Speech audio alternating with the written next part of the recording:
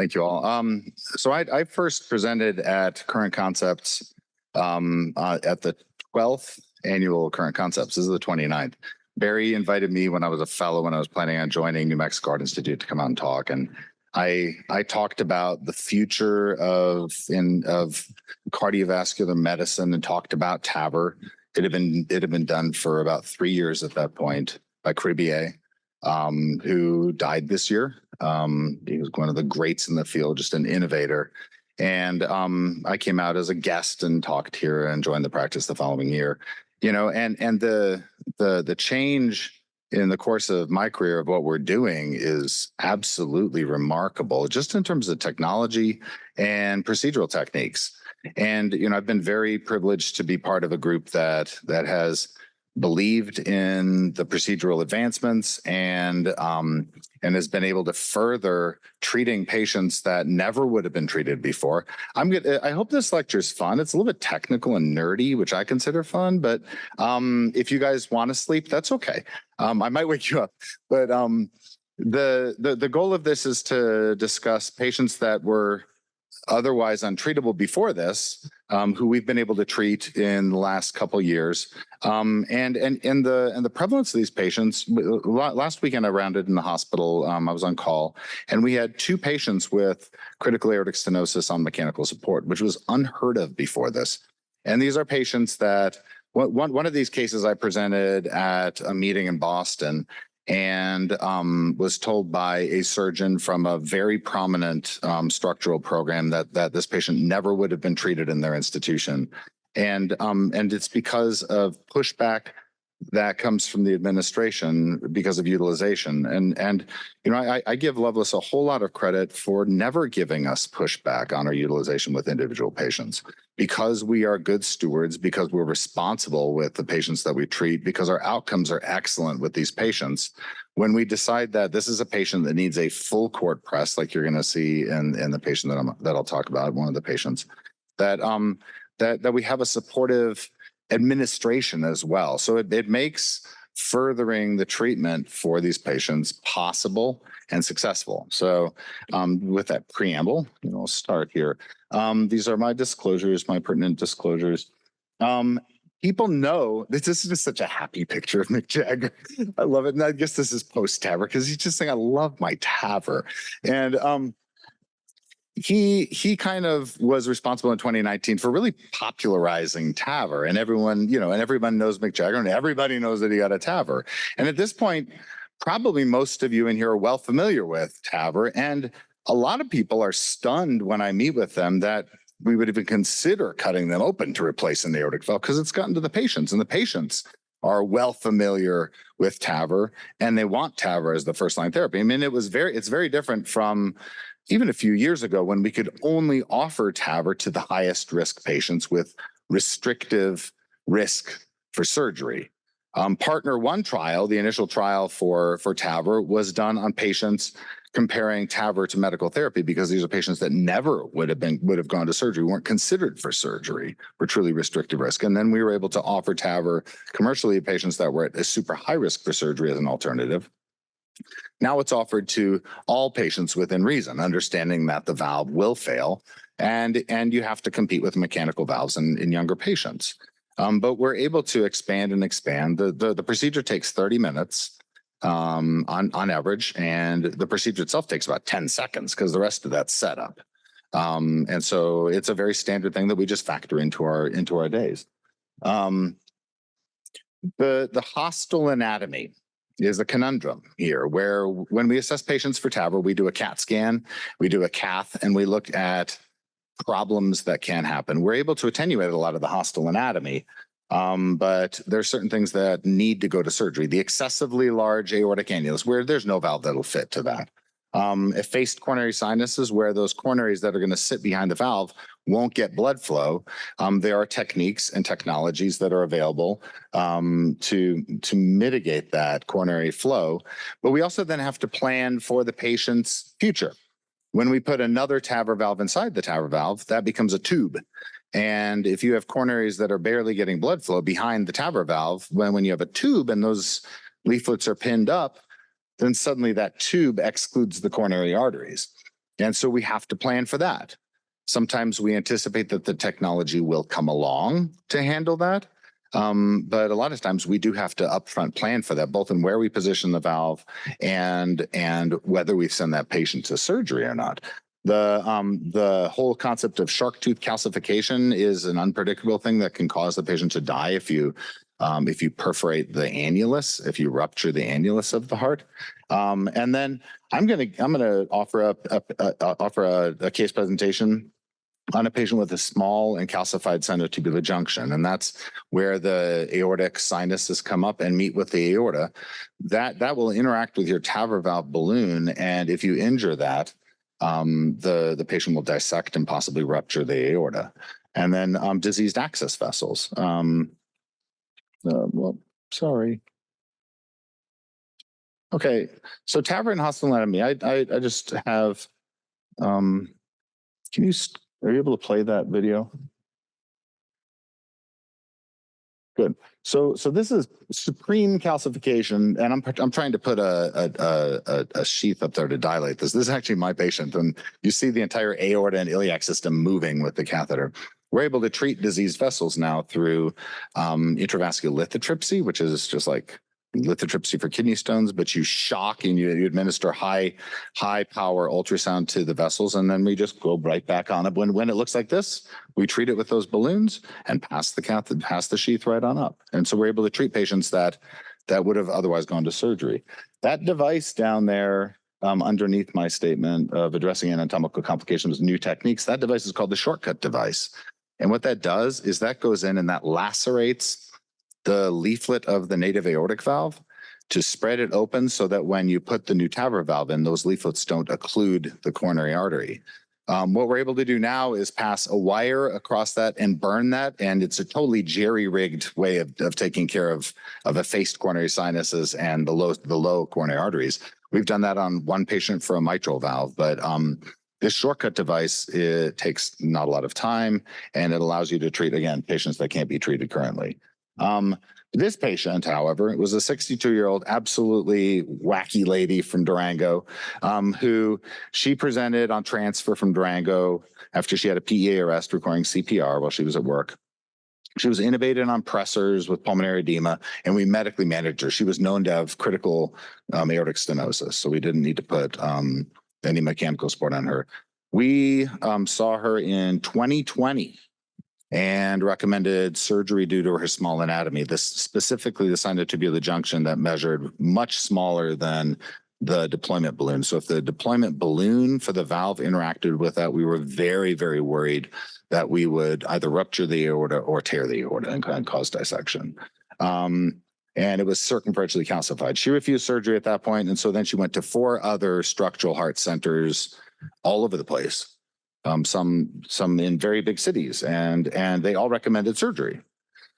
So that's before she came in and shocked to us. Okay, so then they sent her back to us, and so we offered her surgery, and she declined and cursed at us. After she was extubated, of course. And she actually did. That's not for dramatic effect.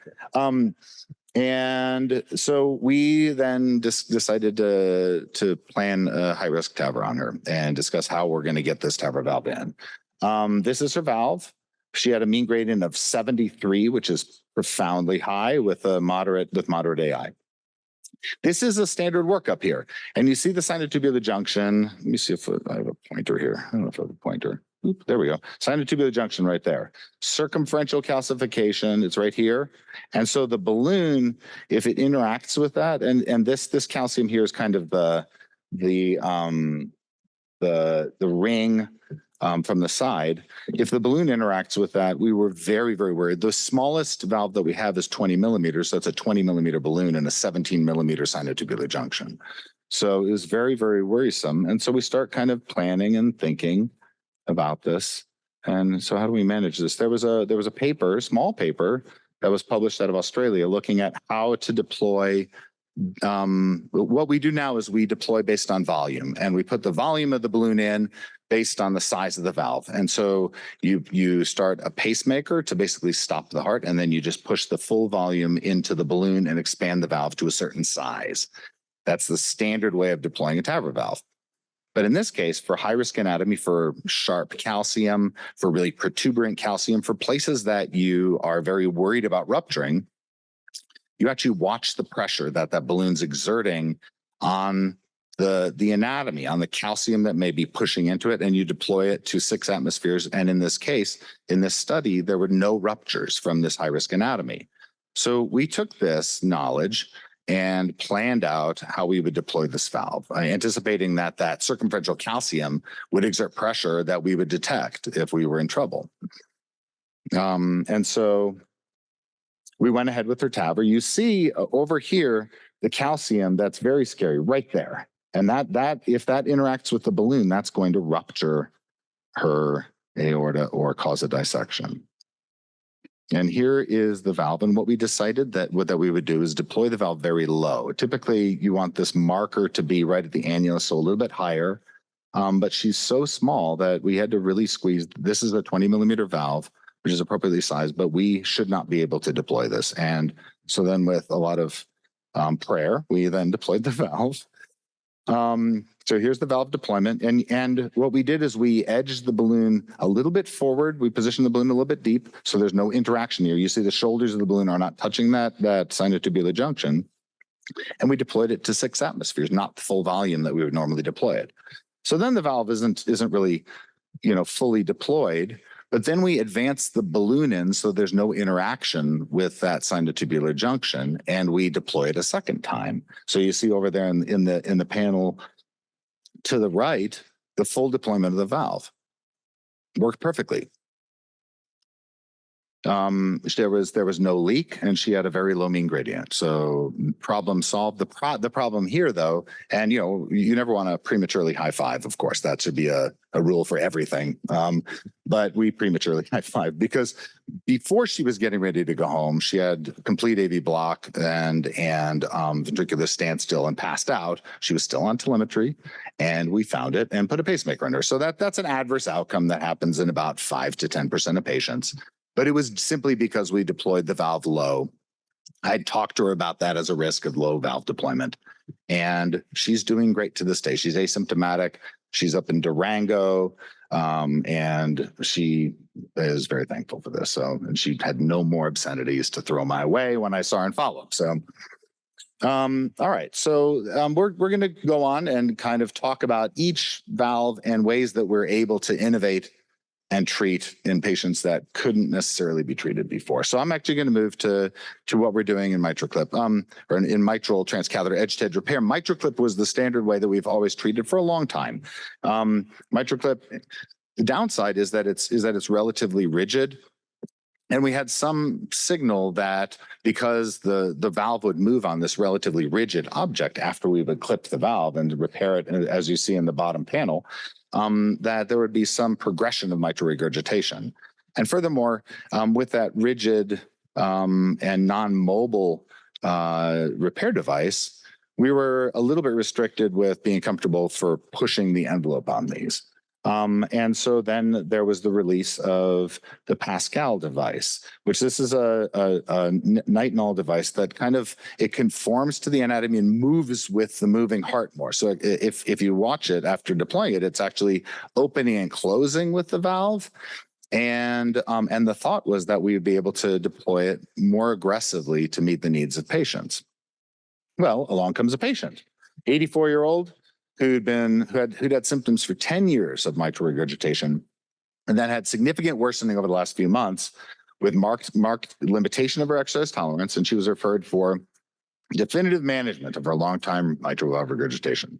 She had no significant coronary disease, and because of her age and debility, she was not a good surgical candidate. She was seen by one of the surgeons, and she was decided to be best served by mitral repair, transcatheter. This is a very, very abnormal mitral valve. The mitral valve's here, and you see it's profoundly thickened. It's causing a gradient because it's not opening well because of the thickness. It's prolapsing severely and causing severe mitral regurgitation, which is a backflow into the left atrium here. Not only that, but if you look at it from the side, there's a big chunk of calcium right in here, and you see the mitral regurgitation. This is a 3D view of the mitral valve there. And the mitral valve, when we looked at the size of it, was 2.5. When the Pascal trial was done, they only allowed patients down to 3.5 centimeters squared. So this is way too small. And of course, if you're putting a clip in and bringing the leaflets together to support mitral regurgitation, you're very, very worried that you're just going to cause more mitral stenosis. She had an elevated gradient already, so she had mitral stenosis, and then we were going to bring the leaflets more together to resolve the mitral regurgitation, thus decreasing the size of the mitral area. And we really couldn't decrease it more than 2.5. So it's a conundrum. She can't go to surgery. I mean, we could give her some Lasix and send her home maybe. But she'd already failed medical therapy. Frankly, she'd been treated for 10 years with medicines and she was miserable. And she was hoping to live more life. And, you know, just to highlight, when we're looking at these patients, if the patients were excluded from a trial and there's no trial that identifies a negative outcome for them, then we don't know how to treat them. Each of these patients we don't know how to treat. When patients are included in a trial that shows no benefit, they shouldn't be treated. That's a very, very important thing because we talk a lot about that. There were 2 MitraClip trials. One was a European trial that included patients with moderate mitral regurgitation, so on the low extreme, and then severely dilated left ventricle, so too far gone.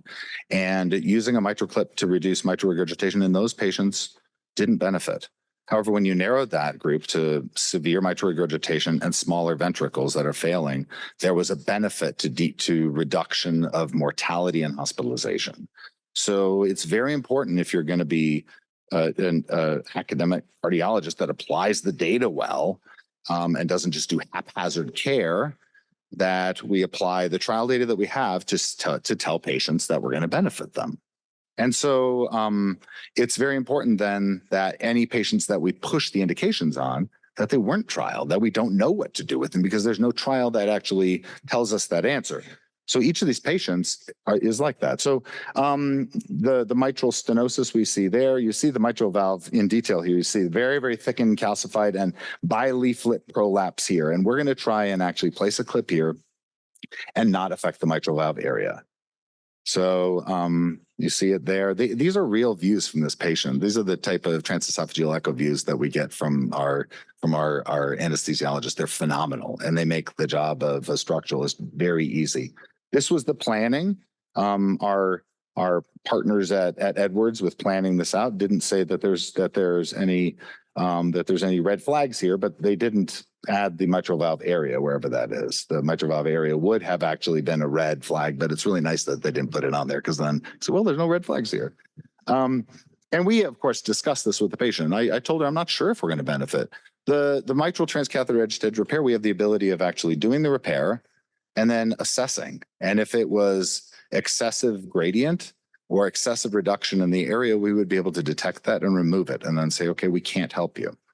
And she partnered with us to go ahead and say, let's try it.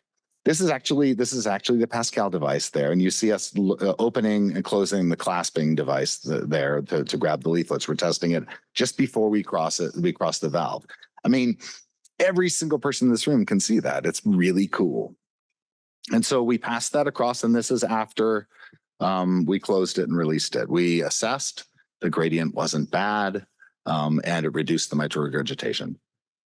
So there you go. We assessed the area, and you see here in the 3D view, the clip's right here, the Pascal's right there, total near complete reduction of the mitral regurgitation. We always have a little bit of residual because it's a very abnormal valve. We actually have the ability on echo to measure the residual regurgitant orifice, or how much of it is open on systole that's causing regurgitation, and it was in the mild range, which you see here. And there you see at the end, you don't see any prolapsing leaflets because that's the device right there, right sandwiched in next to this big chunk of calcium. And it measures with 0 reduction in the mitral valve area. So we didn't change the mitral valve area at all with this device. It's pretty remarkable. And this is the post gradient at 3. The anesthesiologist was really aggressive at making the gradient seem a little bit lower than it was. It was probably about 5, but she had a gradient of 5 to 8 throughout her workup in the last 10 years. So that's a success in that patient. Now I want to talk about a couple of patients who are in end stage valve disease that we were supported that came in shock, just like the two women who had critical aortic stenosis that we had to support on mechanical support. These are two other patients. And again, these are patients that there's no trial data on, that are excluded from most structural programs because it skews the mortalities. And they're hotly measured for program success. So patient 3 is a 68-year-old admitted for critical aortic stenosis and severely depressed ejection fraction. He also was found to have COVID. This is his echo here. I'm going to just kind of go a little bit fast through this. He had, during the workup while we were waiting for him to recover from COVID, he had respiratory distress and cardiovascular collapse with CPR, severe hypotension, 3 pressors with aortic stenosis. So the mortality here is approximately 100% at this point. And because of his age and his lack of other comorbidities, we decided to go for it. We placed him on VA ECMO just as a salvage and decided not to unload the left ventricle. So just like I talked about in the last lecture, VA ECMO is back pressuring the left ventricle, and though we were just trying to support his organs and stabilize him. And we were able to wean pressors completely, and his lactate came down. And so we placed an Impella to vent the left ventricle, because you can see what happened to the left ventricle then. Left ventricle is not moving at all because of the pressure that ECMO put on the left ventricle. The patient stabilized and weaned off pressors, and he remained stable on ECMO. When we do TAVR off of an Impella, we pull the Impella and immediately pass the TAVR valve in. And so you see the ECMO cannula over here somewhere, I can't really see. And you see then the TAVR valve going in, nice successful TAVR deployment. And the patient did well. We kept him off of the Impella, and now the afterload that was on the left ventricle was reduced because he no longer has a stenotic valve, and so now the left ventricle is able to beat. However, we tried to wean ECMO and remove it. Upon removal of ECMO, he had severe hypotension and worsening oxygen requirement, and he got sicker and sicker. And we decided that we would support the left ventricle because the left ventricle failed then. And so we then placed an Impella 5.5 in him, which is a more durable support device that we placed across the aortic valve to basically just kind of try and support him as he recovered. And he continued to do poorly and required another support device for the right ventricle. And this is all bearing in mind his age and the attempt to then return him to home and have him live a successful life. He was well supported. He tolerated removal of the support device for the right ventricle from the neck, and we were weaning the Impella, and we held pressors, and he didn't have any meaningful response. And this is why. So this is one of the complications of support devices is stroke. And this was a hemorrhagic stroke. His blood pressure had shot up to 200 at the time of the placement of the Impella 5.5, and we withdrew care at this point. One last patient is a man who had a prior failed mitral valve that had been done in 2011, I think. And he had an ejection fraction of 35% that gradually improved. He'd been doing well, but started to have increased pulmonary hypertension in 2017. And then he had severely worsening exercise tolerance in 2022, May of 2022. And he had a pulmonary pressure of 102 with a mitral valve gradient of 19. The mitral valve gradient is considered severe at 10 to 15. And so 19 is absolutely severe and driving the pulmonary hypertension. On cath, when I walked in the room, he was profoundly hypoxic with a systemic SAT of 48%. And I was stunned. I mean, this is how I met him, was laying on the cath lab table when we were just doing his hemodynamics. And his pulmonary pressures were in the hundreds with a wedge pressure that was profoundly elevated. And this is the measured gradient from the left ventricle and the left atrium across the mitral valve. So his gradient was measured at 21. And so we planned a transcatheter valve replacement for him from the groin, placing a valve inside the valve. And in this case, if we had dilated that valve and closed off the mitral valve, he would have immediately died because the right ventricle was already so sick because of the pressures that were put on it. And so we had to plan this out very, very specifically. This is sizing the valve with CT, looking at the neo-LVOT, which is where the valve can interfere with the ejection of blood from the left ventricle. And this is the valve not opening at all. It doesn't move. And so the plan then was to place him on ECMO. So I placed him on VA ECMO at the time of the valve implant. We crossed the septum, and so we went from the other vein and crossed the intraventricular septum. And so this is ballooning the septum. We come across with a cannula and then deploy the valve very, very, very slowly across this severely stenotic valve. He remained completely stable as we corked off that valve because he was on ECMO. I pre-closed the ECMO, meaning I put a stitch in the groin and was able to remove it at the end of this because he remained stable. There's the valve, and we decannulated him at the same time, and there's this new valve. And he's doing great to this day. I just read his echo this week for his follow-up echo, and his gradient across that is 6. Which he hadn't seen since the surgical valve implant. So the status quo in valvular heart disease leaves many untreated patients. It's important to apply evidence-based decision-making at all times, but when the patient would not have been included in any trial, those are the patients that we need to think creatively about. If they've been included and that trial was negative, those are patients that shouldn't be treated with that modality, no matter what, until there's another follow-up trial. But if it makes sense to treat the patients that a trial wouldn't address their problem, and it makes mechanistic sense to proceed with a valve intervention, we can. Many of these high-risk patients have no other option and are profoundly symptomatic. Some of them are on hospice. Proof of concept in treating patients who are untreatable is forging the way to expanded applications of the technology, such as we're actually starting a registry for kind of a consortium of us are starting a registry for these small mitral valve patients to see if we can successfully follow them with this registry.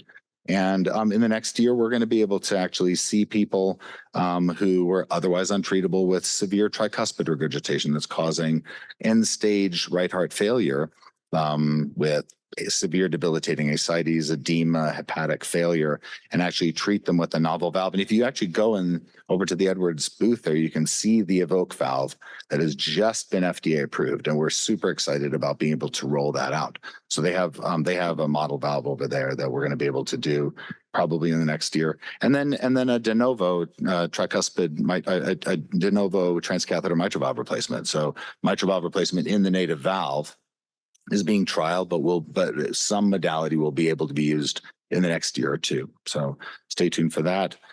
We can treat these patients and be creative with them. I really appreciate everyone being here. Thank you for your attention. I hope that wasn't too nerdy and technical, but thank you, and I appreciate it.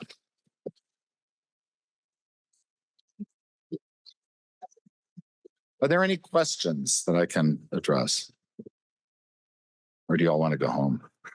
Thank you for persisting through this day. I hope that you've had a great time, and I appreciate all of our sponsors out there. I appreciate the committee that put this on. Thanks to Dr. Ramo and Yao Poku and Luann for making this all possible. So thank you. So just a quick question. When I didn't really finish the story about the artificial intelligence, but what they have developed after looking at probably 50 or 100,000 echoes, were they able to demonstrate with the echocardiogram those individuals with aortic stenosis who progressed much more rapidly than you might have expected. So the question is, as you look forward, Mark, what do you think the future is going to be given that kind of information?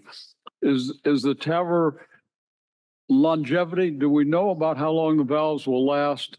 Is it something that you anticipated as we sort of learn more about artificial intelligence that there might be a possibility of intervening people who are much more asymptomatic that maybe don't have high gradients even?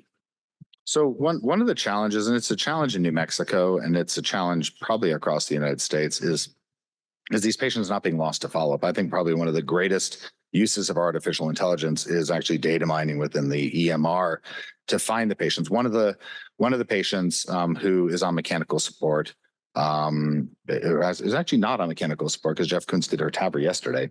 But one of the patients who we saw who came in and coded and was placed on ECMO, she had a gradient of 73, and it actually hadn't been noted. And then follow-up echo.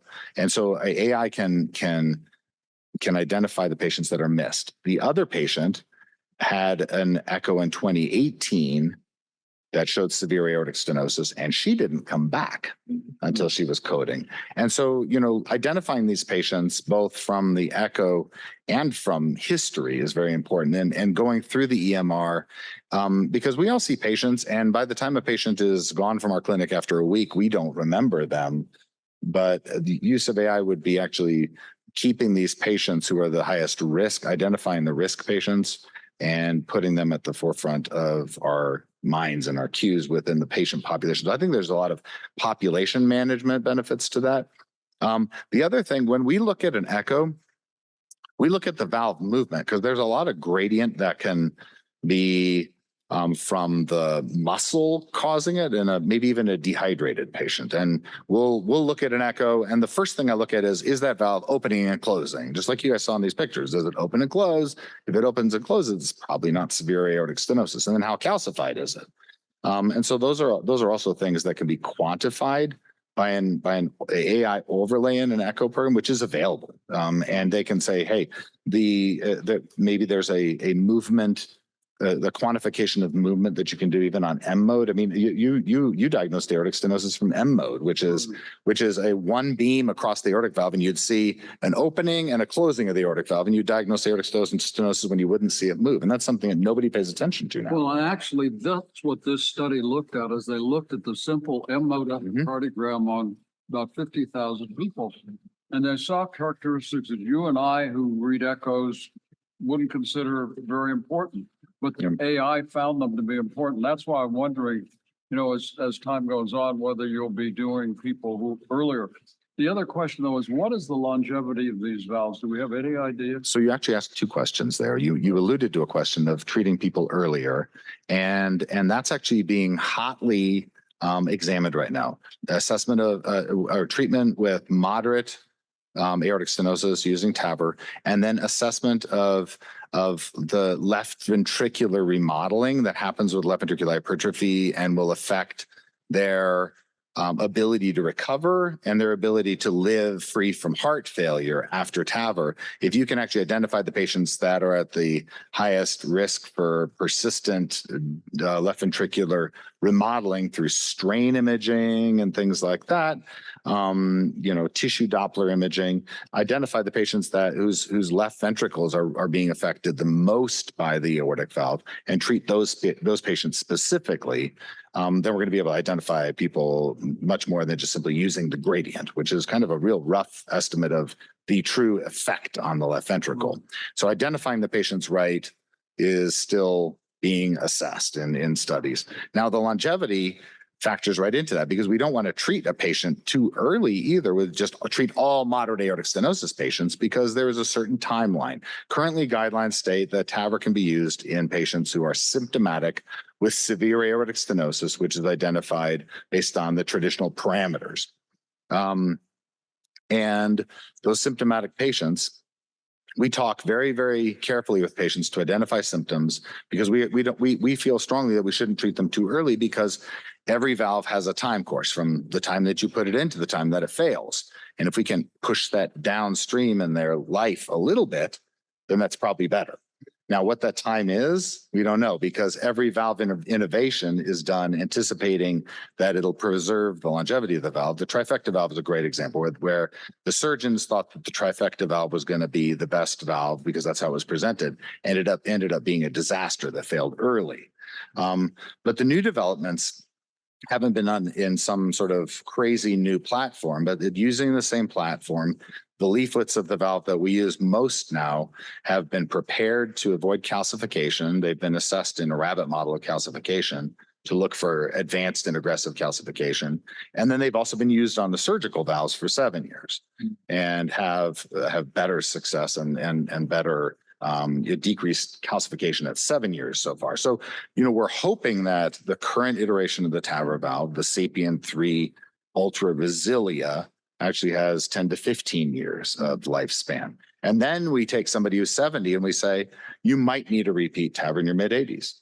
But we used to think it was 7 to 10 years. And then we're talking to somebody in their 70s saying, maybe we should have surgery because you're going to need like 4 valves, Well, thank you very much. That's Thank you. great. I appreciate the program that you guys have developed.